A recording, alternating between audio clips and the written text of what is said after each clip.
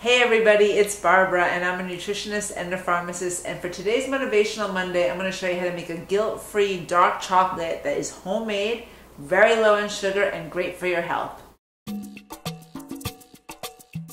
So today we're going to be making dark chocolate, and I got this recipe from my friend Catherine Boyer, who's a great psychotherapist in New York City. She originally made this recipe with agave nectar, but if you've watched my previous videos, then you know that agave is a little bit high in fructose, and I'd rather use different sweeteners to not have that insulin response or that glycemic response that's inherent in fructose type syrups. So I started out with baker's chocolate, which is what Catherine recommends, baker's chocolate. This has 0 grams of sugar, so it's very bitter and it does not taste good at all. However, bitter chocolate like this has an enormous antioxidant potential, probably more than any other food that you can eat. But when you buy dark chocolate in the supermarket that's already been manufactured and made into something palatable, they've processed out that antioxidant, that bitterness, because they want to make it more palatable, and with it they've taken out all the beneficial ingredients. We want to make those, we want to keep those in the end product because the epicatechin in dark chocolate is an enormously powerful antioxidant. So we're going to start with the dark chocolate and we're going to put it in a double boiler. And again, I don't own a double boiler, so I make do with what I have. So I just put a pot of hot water on and a pan on top of it, and I'm going to put my 4 squares of bitter chocolate in there, or the baker's chocolate. And we're going to let that melt. So that's going to take a couple of minutes, so we'll come back when it's melted.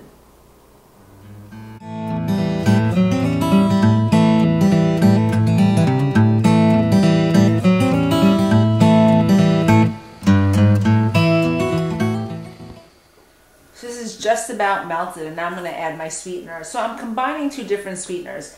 My favorite new sweetener is coconut palm nectar, because it has this very delicious caramel sort of flavoring to it that I absolutely love. But too much of this is also a lot of sugar and a lot of calories. So I'm going to combine it with a little bit of xylitol. And xylitol is a sugar alcohol that's made from the husks of corn. Sometimes it's made with berries, and it does not have a glycemic response the way sugar has. So the problem with this is that it absorbs quite a bit of liquid, so you don't want to use too much of this. If you made it just with this, the chocolate would come out very granular. So we're going to use some of this in order to reduce the amount of sugar, the other kind of sugar that we need to have, the liquidy sugars, but not too much of it. So I would say about, let's call it 1.5 tablespoons of xylitol, and we're going to mix that in.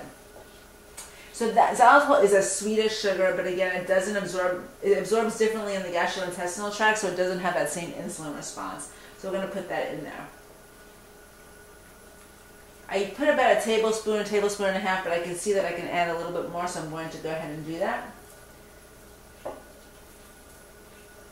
And now I'm going to add a little bit of the coconut palm nectar, which again gives it a liquid quality, but also gives it a caramel quality as well, and a little bit of actual sugars.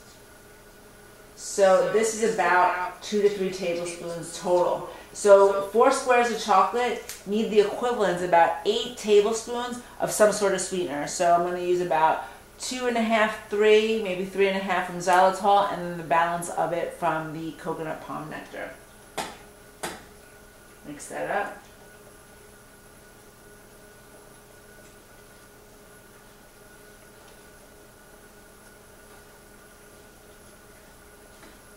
So what you need to know about this is that when you're making it, if you taste it as you make it, you don't quite taste the sweetness of it straight away. It almost needs to settle and get cold overnight for it to really be as sweet as it's going to be for the final product. But you do want to taste it as you go along, just to get a sense if you're putting enough sweetener in. So I'm going to go ahead and do that right now.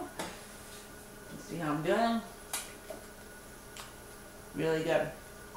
But I can tell I could use a little bit more. So to keep the calories down, I'm going to put the xylitol, the remainder of the xylitol, and just another tiny squirt of the coconut palm nectar, and mix that up.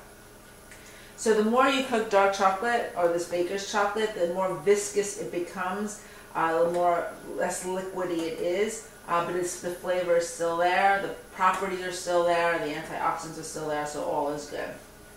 Okay? So now that's pretty well blended together, and what I'm going to do is I'm going to bring it back to the island. We're going to put it out on a plate, and then we're going to score it with a knife in order for it to, once it gets cold, we can easily break it apart. So come back and we'll show you how we do that. Okay, so the chocolate's melted, and now we're just going to come over and bring it up, put it on this plate with the wax paper. We're going to spread it out, score it, and then we're going to let it cool overnight. Just pour it on here. So you see it's quite thick. And then we're just going to spread it out.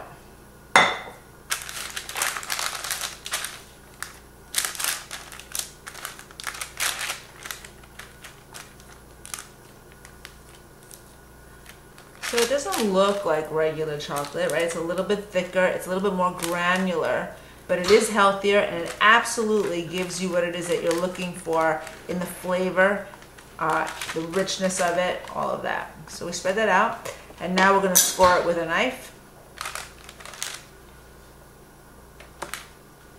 If not, you would have a very hard time just cutting bits of pieces off of it.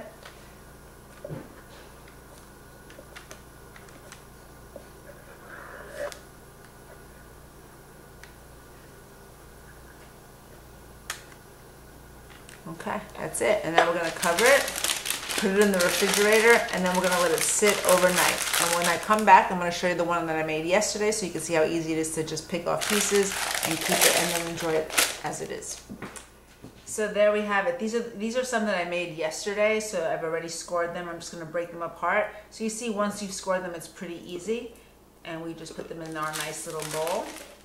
And although they're not what you would expect chocolate to look like, they don't look as beautiful as a piece of chocolate, they absolutely have the flavor, the antioxidants, that sweetness that you're looking for to round out a meal, and it's good for you, right? Because you're not processing out all the antioxidants in the manufacturing process. So there you have it. Even dark chocolate is something that you can make at home without having to resort to foods that come out of boxes or cans, and that's always the goal because it'll make you feel better. So if you like tips like this and you're looking for ways to incorporate more healthy nutritional practices into your life, then come on over to rootsandseeds.com. You can sign up for my mailing list there, and once you do, you will automatically get updates from me with a video or a written blog with some nutritional tip to help move you towards your health goals. If you want to know more about me and my nutrition practice, then come on over to BarbaraMendezNutrition.com. You can follow me on Facebook or Twitter, and I challenge you to make this recipe and tell me what you think of it. And I defy you to tell me that it's not delicious, because it's really such a yummy recipe. Again, it's not the most beautiful looking chocolate in the world,